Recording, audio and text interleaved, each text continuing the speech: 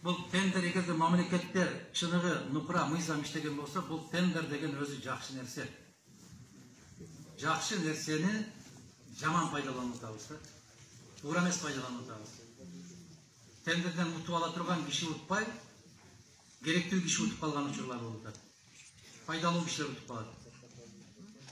Ошон үчүн мен жанагы Аристен биз баш тартышыбыз деп койгон маселе ушунда турат. Бир асфальт баскан машинасы жок. Бир асфальт жасаган заводу жок, бирок асфальт төшөйбүз дейт. Аны биздин райондун акими менен областын жетекчиси жакшыраак билет да, кайсы жерден канчадан алышты. Тендер деген бул мындай да туугандар, мындайча түшүндүрөлү да сиздерге. Тендер деген эгерде сиздин колуңузда 15 коюңуз болсо, сиз ээсисиз, кимге бактырам деп өзүңүз чечесиз. Балтабай багам деп атат 50 сомдон. Кешебай багам деп атат 45 сомдон. Орокбай багам деп атат 30 сомдон. Сиз тандоого мүмкүнчүлүгүңүз болуш керек да. Бирок сиз ошондо ойлоносуз. Орокбай 30 сомдон багам коюңду деп атат. Бирок ушуга ишеним жок. Анча-мынча баягы ачуу судан жутуп коюш керек эле бул. Же болбосо бир январдагы туулган козумду апрелдеги туулган козуга алмаштырып кое турган адаты бар эле. Деп сиздер этият шартты көрүшүңүздөр керек дагы. 5 сом кымбат болсо дагы сиз Балтабайга бактырышыңыз керек да. Ушундай эле сөз, кыска жөнөкөй тил менен түшүндүргөндө. Тандоо. Ким эң арзан, ким кыска мөөнөттө, ким эң сапаттуу бүтүрөм десе, ошону тандап алыш керек. А бизде тилекке каршы. Бизде ким көбүрөөк таштаса, ошонун компаниясы утат да. Же ким жетекчиге жакыныраак болсо, ошонун компаниясы утат. Анын колунан келеби, келбейби, бул каралбай калды. Ошондуктан тендер өткөрүүнүн эрежелери так жазылган, бирок өткөрүү ал так сакталбай атат.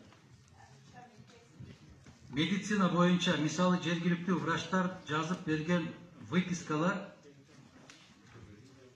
мына кыргызча сүйлөгөндө уш жактан келип үйрөнүш керек.